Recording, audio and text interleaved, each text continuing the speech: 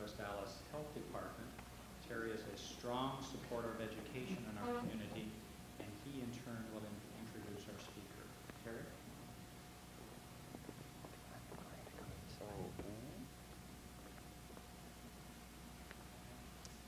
Good morning and welcome.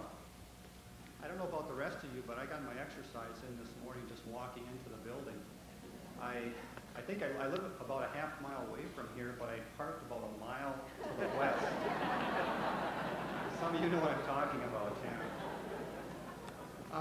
I've got the pleasure today of introducing our keynote speaker, and I think you will leave impressed. Our keynote speaker is Dr. Richard Slaven. Dr. Richard Slaven has been superintendent of schools in Ohio and Oregon for the past 14 years and has had a positive impact on these schools. His leadership is known for building supportive staff, relationships, and school programs recognized for excellence in both the state and national levels. Dr. Slaven emphasizes that a community is known by the school it keeps. Dr. Slaven was originally trained as a physicist and a nuclear engineer. After working in a nuclear power plant, he turned his efforts to students as a secondary mathematics and science teacher. He has spent the last 21 years as an administrator at the university, K-12, and professional association levels. Dr. Slaven believes deeply in people and in their potential. In his own life, he has overcome a speech impediment and a reading disability to become a nationally known speaker, a marathon runner, and a mountain climber. And I think you probably have to add adventure to that. This past summer, he and his wife trekked through Nepal. My geography is not too good, but I got a feeling it's not as flat as Kansas. Dr. Slaven is known for his humorous, aggressive speaking style. You will be motivated, challenged, and entertained by Dr. Rick Slaven. His message will touch your life and the lives of your loved ones. It's my pleasure now to introduce Dr. Rick Slaven.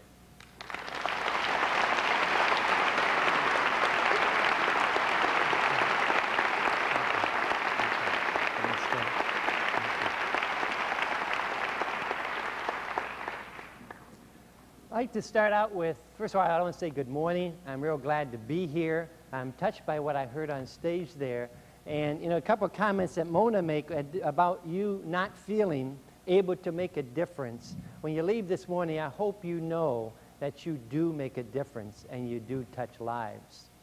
And what I'd like to have you do, you had a sheet of paper on your chair, I think, and it's a yellow sheet. What I want you to do with the yellow sheet is I want you to fill that out. Take about maybe 5 minutes, no more than that, and fill out the yellow sheet. Thank you.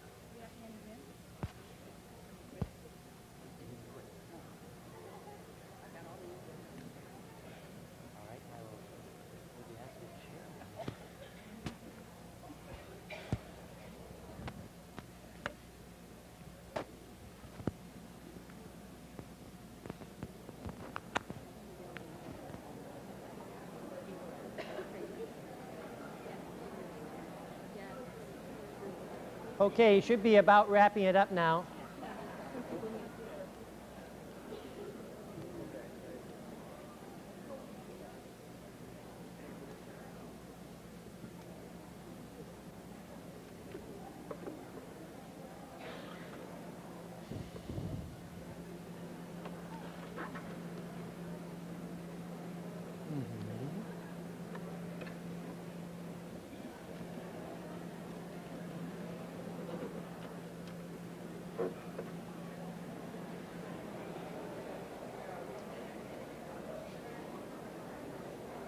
Do you think I could have the house lights up and maybe these spots down a little bit? House lights up and the spots down. I asked them to fill out a form and we turned off the lights. Ever done that in a classroom? I know I have. Thank you. I like that much better. I like that much better. Thank you. That works better for me. Okay, if we may begin. I want to talk today about 4 key traits about leadership. One is, what is leadership? What are some of the traits of leaders? Are you a leader? And the difference between managers and leaders. The difference between a manager and a leader. Now, as we're thinking about leadership for a moment, have you ever worked with anybody and you found that maybe they don't want to change very much? You ever had that happen in your life? Mona, have you ever had that happen in your life, Mona? No, Mona, you've never had that, have you? No, I wouldn't think so. Golly. It's fascinating how we think about this because your whole life has to do with the change process. Doesn't it have to do with the change process? Do you want to start this year and at the end of the year have your students be different than they were at the beginning? If you're a high school social studies teacher or a middle school social studies teacher, do you want the beliefs of those kids to be different at the end of the year than at the beginning? Do you teach values in this community? Whoa. By definition, you teach values. Do you open your mouth? You know, come on now. Every time a kid asks you a question and you respond, unless you're an automat, indeed you are teaching values of one form or another. And indeed, you want the students to listen and learn and to grow and to be different. And indeed, that's what leadership is about. Because if you don't want a different future, you certainly don't want leadership. I just want to stay where I am. I taught in this room since 1909. You know, the same grade, yes. And it's interesting, but because even that teacher who's been in that same room, I was with one not long ago when we had a kindergarten program who actually had taught in the same room for 33 years, kindergarten classes. And she's an incredible teacher. But indeed, she makes a major change in those students from the beginning of the year to the end. And so as we're talking about leadership, we're talking about change. Now, here's a quote. Actually, his quote is by William Boyd, who used to be president of the University of Oregon. And it says, leadership versus present-mindedness. If one wants a different future, one needs leadership. In the absence of any concern about the future, leadership is unnecessary. It becomes, in fact, an impediment to present-mindedness. So indeed, if you want a change, you're going to want leadership. But leadership sometimes is a little scary, and we'll talk some more about that. But for the moment, let me try to talk a little bit about the difference between leaders and managers. So let me have you talk a little bit about the difference between leaders and managers. Do you know any managers? Have you worked for any managers? I have a hunch. Have you ever met any in a church or in a school or in any other organization you're with? What would be one trait of a manager that you know? One trait of a manager that you have known in the past. What would be one trait? I'm sorry? I like that one. They're organized. Everything comes one after the other, right? Okay. The desk is always clean, right? Yes. I'll tell about this a little bit later, but one of the greatest teachers I've ever known had an incredibly cluttered classroom. And not only that, the fire marshal kept coming to me as principal and saying, get that room cleaned up. Now, that's real hard when you got a superstar working in that room, and I wasn't very good at getting him to clean up his room. Now, another trait of a leader. Thank you for the organized. Maintain status quo. Maintain status quo. Wants to keep things the same. We talked a little bit about it in terms of present-mindedness. Yes? No, maybe. One of those. Any thoughts? Now, if she looks down, what you need to do is get low when students get low. It always helps. Try it. I want to tell you, if you try that, you'll find that it will work. Kids will then respond. Do you have one trait of a manager? Now, if they say they don't know, I have a great technique. This is another technique to try when you start school on Tuesday. If they say, I don't know, you answer, for example, you ask the student, what'd you do this summer? Well, I don't know. Then you ask him this. If you did know, what would it be? That will work. I will predict 50% of the time that will work, and they'll give you an answer. Now, if you did know one trait of a manager, he thought you were off the hook, didn't you? Yes. Wrong, Buzz. Yes. Well, I give you plenty of time to think, right? I guess. You guessed, yes. Okay, let's see. Pressure's still on here. Right. I guess they'd be well-versed. They'd be able to... Well-versed. Knowledge of subject matter, maybe. Right, knowledgeable. They'd be able to explain themselves well. Can explain things well. Okay? All right, another trait of a manager. Somehow, see, I want you to think about the difference even. I could even propose this to put it in another context. Difference between somebody who's kind of a ho-hum, let's say teacher, administrator, fill in the blank, and someone who's great. The difference between people who make a tremendous difference and the people who keep things the same.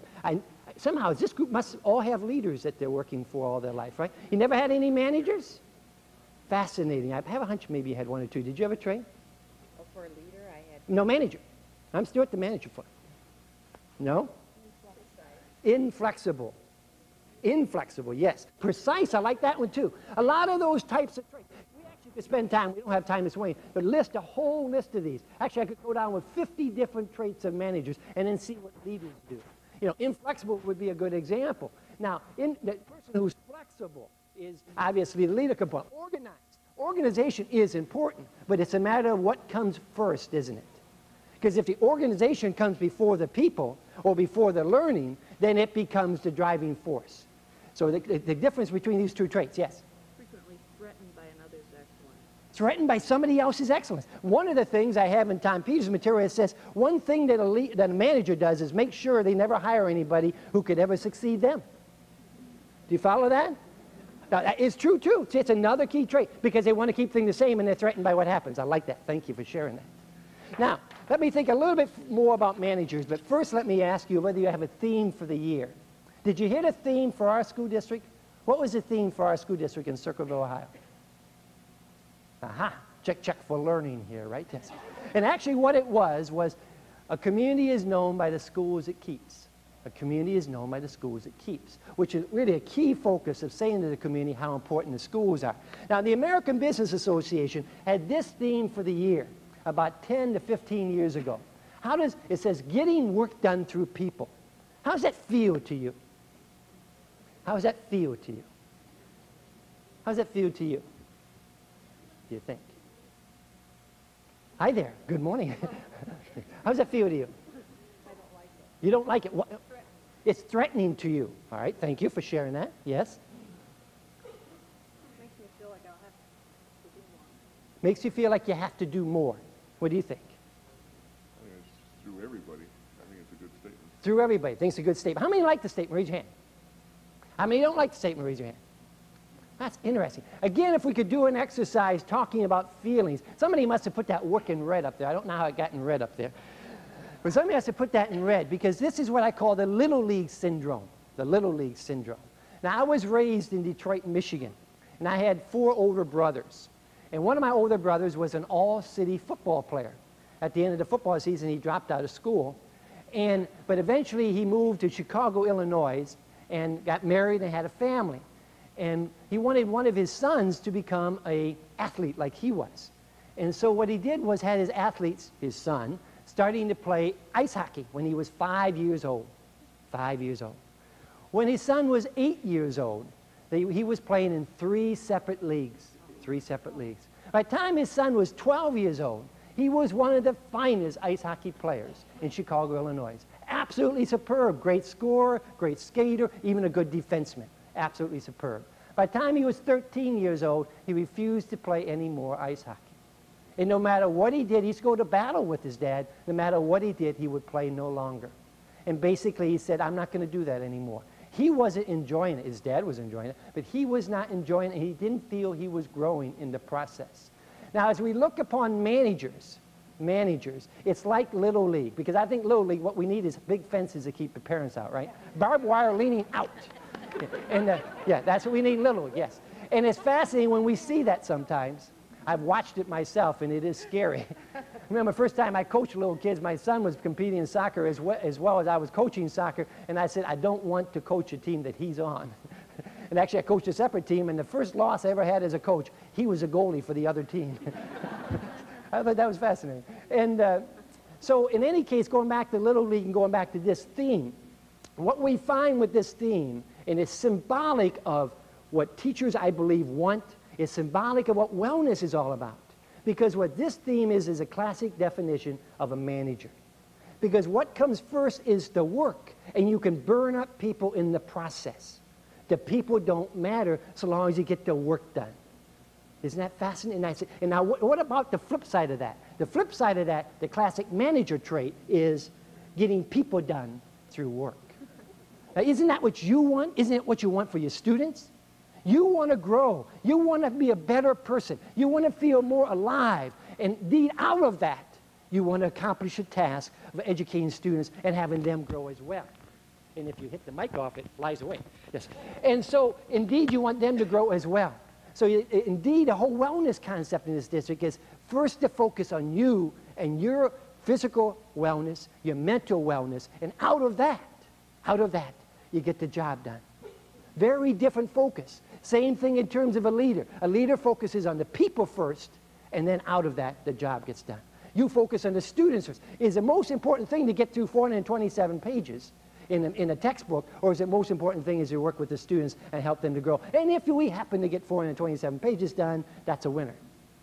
Does that make sense? Powerful stuff. Now, I'd like to have that be our theme for the day, getting people done through work. I need someone to help me remember that. Would you help me remember that? Oh, yeah. Thanks for being a volunteer. Do you think I might come back to you at some point in time?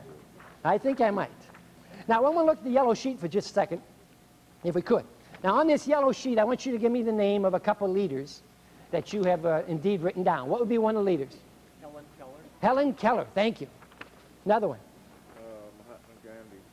Gandhi, thank you. Another one. Margaret Thatcher. Margaret Thatcher, thank you. Another one. Martin Luther King. Martin Luther King, thank you. Another one. Martin II, huh? I haven't heard of Martin II. Okay, yes, okay. Yes, another one. Hitler. Hitler, thank you. Another one. Nope. Abraham Lincoln, very good, thank you. I listed a man named Mike Hammond who's at Purchase, New York. People won't know him. That's all right, you don't have to get into defense. We always accept Mike, thank you. Okay, another one. Another one. Sam Castagna, thank you. Another one. FDR, thank you. Another one. Jesus Christ, thank you. Now, how about the traits of these leaders? Another trait. Now, how about a trait? This should be easy. It should be on the yellow sheet. Yes, you can get this one. I think I can do it. All right. Compassion. Compassionate, thank you. Another one. Authority. Authority, thank you. Enthusiasm. Enthusiasm, thank you. Yes. Caring. Caring, thank you. Honesty, I like that, thank you. Intellectuality, thank you. Enduring. Now, as you looked at this, filled this out, and you listed your leaders, and then you listed the traits, and then you listed the teacher, and you listed the traits, did you find any correlation? Did you notice any connection between the leader traits and the teacher traits? And indeed, what we'll find is, of course, great leaders are teachers. Great leaders are teachers. I want to back up something, because someone said, you mentioned Hitler. All right? And sometimes when I make a presentation to students and various other people, people will bring up Hitler as a leader. And I'd say to them, sure, Hitler led people, but he really was the classic manager. Saddam Hussein is a leader, but he's a classic manager leader. My judgment, this is value judgment for me, because he's getting the job done in front of people. Do you follow that? Getting the work done, classic. Hitler, the people didn't matter. It was getting the job done, winning the war. See, so indeed, you can, quote unquote, lead, manage people, but you're not a great leader. Now let's compare this to somebody like Gandhi. Did Gandhi put the people first and then get the job done? Let's compare this to somebody like Jesus Christ. Did he put the people first, get the job done? Mother Teresa, people first, get the job done. Do you follow that? So sometimes you get to come back like that about somebody like Hitler. And indeed, that's why looking at leadership and understanding it and what it's all about is powerful stuff. I'll go back to my yellow sheet. Couldn't resist. Thanks that came up. Now, in terms of the yellow sheet again, you indeed are leaders. You indeed. And the great teachers by definition. Imagine what would happen if Martin Luther King would have said, I got a dream, but I'd just as soon not tell you about it right now. Now, I don't think that would have worked very well. If Moses says, I got these 10 commandments, but I'm not going to tell you which ones, you know? I'm going to keep them a secret from you. You know, indeed, that wouldn't work very well. Gandhi spent 20 years teaching in South Africa before that pass law was changed. Then he spent another 20 years in India, indeed, before the laws were changed to free the Indians as well. Now, it's fascinating as we look upon that, and they taught. That's why you are so incredibly powerful. You are so powerful. Not only are you the most educated, the most competent people in any community, but you also know how to change lives. You spent your life learning how to change lives, how to touch lives. Teachers are powerful people. Many of you, if we had time, could go through and say how teachers had touched your life and made a difference in you and why you're teaching today because of what Mary did down in 3rd and 4th grade. And indeed, awesome power that you have in this room. Awesome power. Whether we want to accept it or not, we can move. We can move. Mona would say one thing, maybe we ought to move to being a victim. Do you know what they're all doing to us out there? At the same time, Mona said there is hope. There is hope. And the hope is in your power to make a difference. Your power. It's there whether you want it or not. No one can make you feel inferior. Is that fair? Eleanor Roosevelt said that one. Now, let's move on a little bit. The trait I want you to deal with here is that leaders are teachers. And by definition, teachers are leaders. Teachers are leaders. What was that trait for the day? Our theme for the day, I'm sorry. Getting people done through work. Very good. All right. Getting people done through work, and our first trait would be leaders are teachers. I call that education versus information. Education versus information. Big difference between those two. Some people disseminate information, the manager would. The leader teaches. Now, when the teacher teaches, what does the teacher teach first? What does the teacher teach first? You're going to teach on Tuesday. What does the teacher teach first? Yes. What our goals are. What our goals are. Where we're going. Where we're going. I like that. All right. What else does the teacher teach first? Rules and regulations. Rules and regulations. It's important to know those. I like that. How to learn. How to learn. Thank you. What else? Pressure here. Yes. You thought if you looked that way, I wouldn't be there. Right? So if I was in a classroom, I would simply circle. But we got these fixed chairs. Yes. Yes. There's another thing. Usually when the students ask you to repeat the question, I always say they're gifted and talented. It gives them more time. Yes. They say, what? And then you repeat the question. They got more time. It's very good techniques. Kids know that real well. Yes. What they will know at the end. What they will know at the end. Outcomes, you're saying. That would be important to do that. Now, by the way, let me check. How many of you in this room are not teachers? Raise your hand. Not teachers. Okay, a couple of non-teachers over here. Do you have any children? I see. You notice anything interesting about your children? What language do they speak? They speak English. And I was in Nepal not long ago, and those people spoke Chinese. They were really strange, you know. They spoke a different language. But I kind of knew if my son was raised over there, he probably would speak Chinese. Also, do your children have any traits that are a little bit like you? You think so? Is that? How about you and your parents? Did you have any traits a little bit like your parents? Is that right? Do you think maybe you'd teach anybody? Did you teach anybody? Is that right? So as a mother, you always teach. Very good. What job do you have in the district, by the way? I'm Supervisor of purchasing. Do anybody work with you at that job? Do you ever talk to them at all? And oh, you do. What job do you have? Pardon me? Data processing. It's interesting. I like it when sometimes I go out in audiences and I hear school nurses say they don't teach.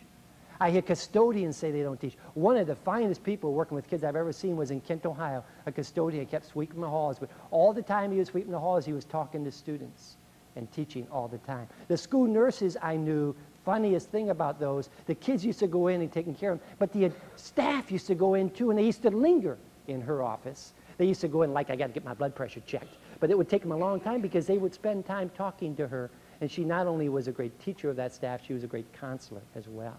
When I think of people like bus drivers, tell me bus drivers don't teach. Would you want to spend your whole day with your back to your class?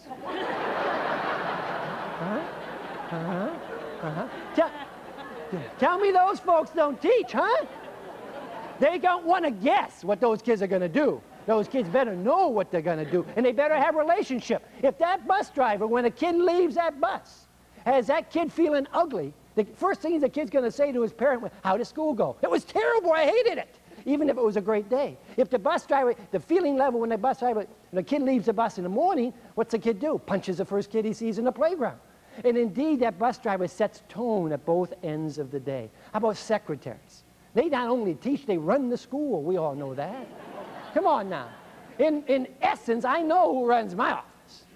And it's, I basically just try to provide some direction to my secretary, yes. But those are powerful people, and they're teaching all the time. My secretary teaches all the time when people come in angry, and she's a powerful listener. She's a powerful listener. No matter where they're coming from, all she does is feed back positive energy, and they come around. Powerful people. So when I'm talking about teachers today, I'm talking about every adult is a teacher. By definition, if you have impact on other people, you're a teacher. Now, what I believe the teacher teaches first, what the teacher teaches first, and think about you and those great teachers you've known that taught you. What the teacher teaches first is the teacher. What she teaches you. Can you force a child to learn? A lot of people tried that for me when I was in school, but I didn't learn real well. And indeed, you can't force anybody to learn. And kids watch us, they watch us, and they watch us. And we can say a lot of things with our mouth. But the funniest thing about those kids, have you ever had a parent, and then you had a child, and the child was belligerent? And so you call up the parent to inform the parent that the child's belligerent, and what happens? Is that right?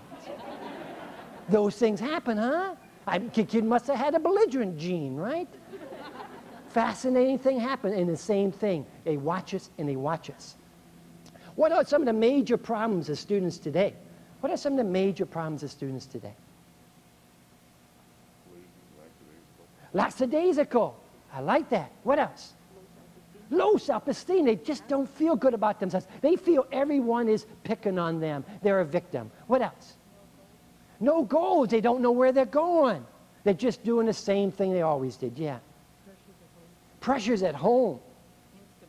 Instability.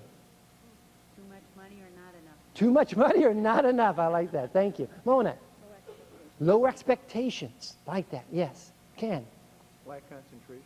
Lack of concentration. Now, as you think about some of these traits, and we could go on and talk about drugs, we could go on and talk about religion, we could talk about all sorts of issues like that. But now when we went back and said these again, did you find, think there's anybody that you know that's an adult that might have some of those traits? You know, apathy, lack of concentration, instability, problems at home, lack of direction, no goals. Do you think any of those might be, how about drug usage? We're so concerned about kids using drugs. How about wellness? You know, those kids don't care about their physical fitness anymore. Fascinating issues here. And we think about all those issues. Do we ever see any of that in the adult community? Are the adults using more drugs than ever before? How about your senior citizens? Are they? More than ever before in the history. And we look upon any trait, indeed, any trait that we see in the kids, and we find similar things in the adult community. You see, the problem with kids today is they are us. They are us. God brings these kids out neutral. They look around, and the trouble is they become just like you and me. Just like you and me. Funniest thing, and I would propose you see that all the time. With parents, we see it all the time. You see the problem with the kid, you look at the parent and you say, my goodness, look at that. Look at that. I was talking to a parent yesterday who was double parked blocking a street to pick up their child. I was driving to that school. I wanted to be there the first day, and I said to the grandmother and the mother were both in the car, grandmother driving, and I said, you know, we'd like to have you pull over to the curb. Now, she was double parked right outside where the door is, and she says, I don't want to pull over the curb. I want to be here. And I said, well, we're trying to teach your kids they ought to follow the rules and directions. And we think if we model those, that would be better. Wasn't that nice saying that? Didn't I do that well, huh? Did that well, thank you. And so I did that so well, and at which point I said, does this, I always like to do a perception check. I said, does that make sense to you? She said, yes, it does. And then she continued to double park. Now, I mean, true story, yesterday, true story. And so I knew what my position was, yes. But kids are us. They are us. There's another quote that really, I read this not long ago, and I said, this is powerful stuff. What you are speaks so loudly, I cannot hear what you say. What you are speaks so loudly, I cannot hear what you say. And indeed, that's true of teachers every day in that classroom.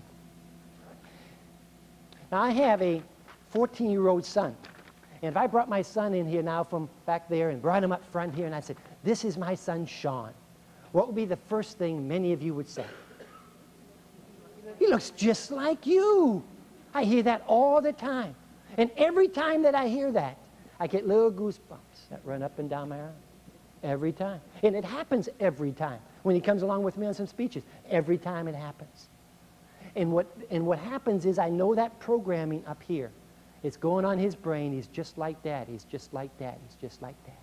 And I want you to know, I want him to be just like me in a lot of ways. I want him to pick him up and be just like me. And there's a lot of ways I want him to miss. A lot of things I want him to miss, but I know he doesn't. I know he doesn't.